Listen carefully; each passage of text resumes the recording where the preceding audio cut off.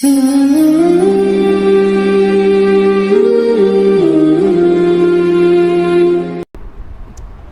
آج کل مہنگائی اتنی بڑھ گئی ہے، ٹھیک ہے، لوگوں کے حالات بہت تنگ ہیں، اور یقین جانے سفید پوش لوگ بہت ہیں جو مانگتے نہیں ہیں۔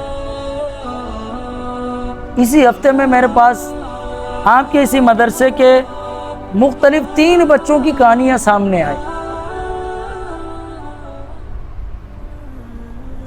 جس کی وجہ سے میں خود بھی بہت جو ہے نا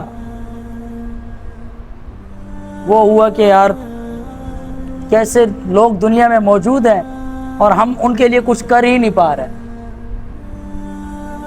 ایک بچے کی کہانی سامنے آئی کہ اس کے والد صاحب کا ایکسیڈنٹ ہوا، 3 4 دن ان کے گھر میں کھانے کے لیے کچھ نہیں ہوتا، تو وہ فیس کہاں سے دے؟ اور ایسے لوگ ہمیں پکڑیں گے آخرت والے دن۔ میں نے کہا نا، ہم آج کل خرچ کرتے ہیں دکھلاوے کے لیے،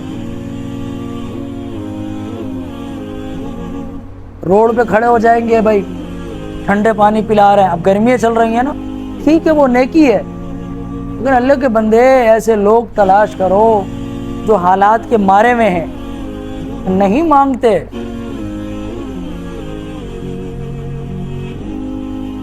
اپنے اوپر دکھ برداشت کر لیتے ہیں، بولتے نہیں ہیں۔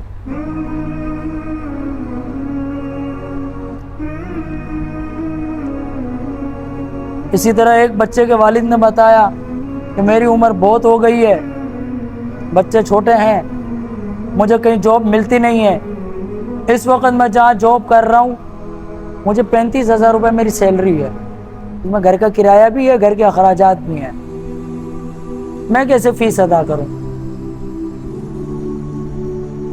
اور 35,000 روپے جتنی مہنگائی ہے، گھر کا بل، گھر کا کرایہ، بل وغیرہ، گیس، بجلی، بہت مشکل ہو رہا ہے۔ آپ لوگ تو میں نے پہلے بھی کہا تھا کہ بیٹا آپ لوگ دینے والے بنو، جتنی استطاعت دینے والے بنو، اللہ تعالیٰ کو سخی پسند ہے۔ شیطان کہتا ہے مجھے جو ہے نا وہ جو سخی ہے، لیکن وہ عبادت گزار بھی ہے، سخی بھی ہے، عبادت گزار بھی ہے، سخی بھی ہے، وہ تو جنتی ہے۔ لیکن ایک بندہ عبادت گزار ہے لیکن وہ بخیل ہے، مجھے اس سے ڈر نہیں لگتا، وہ اپنے بخل کی وجہ سے جہنم میں جائے۔ ایک بندہ عبادت گزار ہے، متقی ہے، لیکن کیا ہے؟ بخیل ہے، کنجوس ہے، خرچ نہیں کرتا، وہ اپنے بخل کی وجہ سے جہنم میں جائے گا، چونکہ سخی اللہ تعالیٰ کو بہت پسند ہے۔ اور ایک بندہ عبادت گزار نہیں ہے لیکن سخی بہت ہے، اللہ کے راستے میں ویسے خوب خرچ کرتا ہے، مجھے بہت ڈر لگتا ہے کہ عبادت گزار تو نہیں ہے لیکن اپنی سخاوت کی وجہ سے جنت میں نہ چلا جائے۔ سخی بنو۔ آپ کے پاس 1 روپے کی بھی استطاعت ہے نا، تو آپ سوچو گے یار 1 روپیہ کیسے کسی کو دیں، تو شرم آتی ہے۔ آپ کو جیب خرچ ملی 20 روپے، عموماً ایسے ہی ملتا ہے نا، 20 روپے سے تو کسی کو کم نہیں ملتے نا دن کے، تقریباً ایسے ہی ہے۔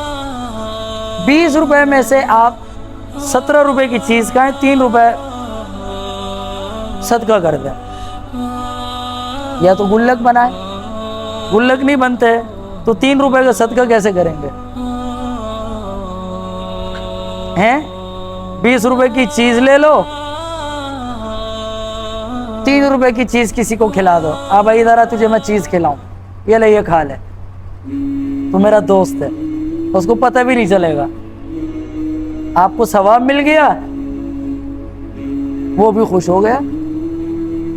آپ کے اسی مدرسے میں بہت سارے بچے ہیں جو بیچارے مستحق ہیں، لیکن ماں باپ کی طرف سے تربیت ایسی ہوتی ہے کہ وہ اظہار نہیں کرتے. تو بھائی ان چیزوں کا اپنے محلے میں ڈھونڈیں. ایسے لوگ ہیں آپ کے محلے میں. یہ جو میں نے کہانیاں بتائی ہیں یہ آپ کے محلے کے ہی ہیں.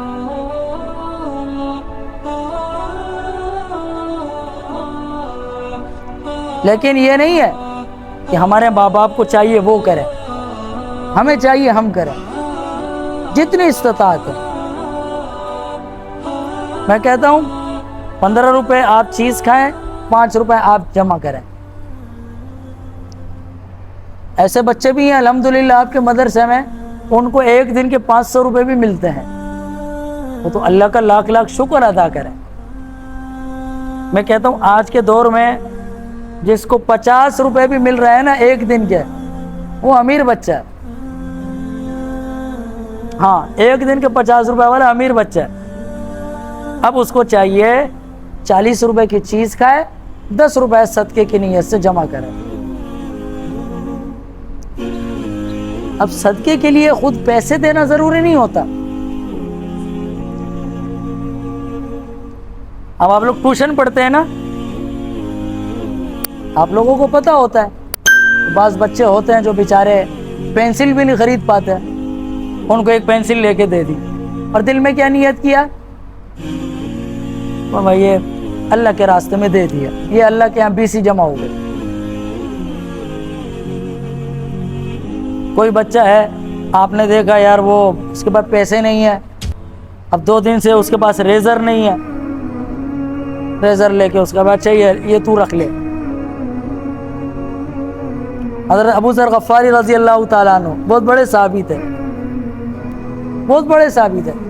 ان کو مالدار صحابہ کے ساتھ اکثر اس بات پہ لڑائی ہوتی تھی کہ تم لوگ جو ہے نا اللہ کی راستے میں خرچ نہیں کرتے, جمع کرتے ہو.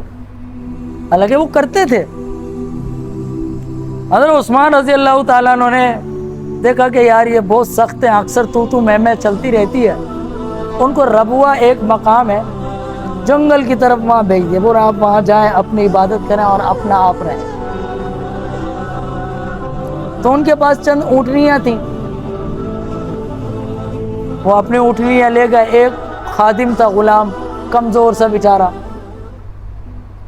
تو وہاں جا کے وہ رہنے لگے. ایک شخص نے ان سے آگے کہا کہ میں آپ کے ساتھ رہنا چاہتا ہوں. آپ ایسی باتیں بہت متقی اللہ والے تھے, تو آپ کی صحبت میں رہنا چاہتا ہوں, آپ مجھے اس کی اجازت دیں. نام میرے ذہن سے نکل گیا. انہوں نے کہا اس شرط پہ اجازت دوں گا جو میں کہوں گا آپ کو وہ ماننا پڑے گا. دوسری بات, جب اللہ کے راستے میں خرچ کرنے کی بات آئے, اس میں سے جو سب سے بہتر ہوگا وہ آپ نے خرچ کرنا ہوگا. اگر یہ 2 شرطیں منظور رہتے تو ٹھیک ہے. انہوں نے کہا مجھے منظور ہے. وہ ان کے خدمت میں لگ گئے. کچھ ٹائم بعد کسی نے ان کو پیغام دیا کہ فلاں جگہ پر سمندر کے اندر, پانی کے اندر کچھ لوگ رہتے ہیں, ان کو کھانے پینے کی بڑی پریشانی ہے, بڑے فقر و فاقہ والی زندگی گزار رہے ہیں, تو ان کی کچھ مدد کر دی جائے. انہوں نے اپنے اسی شخص سے کہا جو ان کی خدمت کے لیے آیا تھا, آپ ایک اونٹنی لے آؤ اور اس کو ذبح کرو, اور وہاں جتنے گھر ہیں اس کو ذبح کرنے کے بعد اس اونٹنی کے اتنے حصے بناؤ, اسی میں سے ایک حصہ میرا بھی بناؤ, اور جتنی مقدار کا حصہ ان کا بنے گا اتنی ہی مقدار کا حصہ میرا بھی بنے گا. یہ نہیں کہ میں مالک ہوں تو میرا زیادہ ہو, برابر برابر سب کے حصے بناؤ. وہ صحابی گئے, ان میں سے جو اونٹ کھڑے تھے سب سے بہتر اونٹ کو کھینچا. پھر ان کو خیال آیا کہ یار یہ تو اچھا اونٹ ہے, سواری کے بھی کام آتا ہے اور مختلف کاموں میں بھی اس کی ضرورت پڑتی رہتی ہے, اس کو چھوڑ کے جو اس سے کم درجے والا ہے اس کو ذبح کرتے ہیں. وہ اونٹ لے کے آ گیا. حضرت ابو ذر غفاری رضی اللہ تعالیٰ عنہ, حضرت یہ اونٹ ہے. انہوں نے اس کو غصے سے دیکھا, تو نے کہا وہ سمجھ گئے. پھر وہ دوبارہ گئے, وہی سب سے بہتر, جو سب سے بہتر تھا وہی اونٹ لائے, اس کو ذبح کیا, ذبح کرنے کے بعد اس کے حصے بنائے, اس کو تقسیم کیا, پھر اس کو دوبارہ بلایا. اگر تو نے میری بات کو جان بوجھ کر نہیں مانا تو پھر تو نے اپنی وعدہ خلافی کی ہے اپنی بات سے, اور اگر تجھ سے بھول کر ہوا یہ کام تو پھر بھول کی معافی ہو گئی. انہوں نے کہا پہلے میں وہی اونٹ لایا تھا, لیکن پھر مجھے خیال آیا کہ بہت زیادہ کام آتا ہے, سب سے زیادہ طاقتور, تو اس لیے میں نے وہ چھوڑ دیا. تو اس پر وہ غصہ ہوا. صحابہ کرام کا یہ عمل ہوتا تھا, تو وہ سب سے بہتر اللہ کے راستے میں خرچ کرتے تھے. ہم بھی چلو کمزور ہیں, پرفتن دور میں رہتے ہیں, بہتر سے بہتر نہ صحیح, لیکن اتنا کمزور سے کمزور تر بھی نہ کریں کہ اگر ہمیں 20 روپے ملے تو ہم 20 روپے کے بس 1 روپیہ اللہ کے راستے میں خرچ کریں. یہ تو بہت زیادہ ناانصافی ہے. اتنا خرچ کریں کہ ہم بھی فائدہ پورا اٹھا لیں اور اللہ کے راستے میں بھی اچھا چلا جائے. جو کہا جو سنا اللہ عمل کی توفیق دے. چلیں.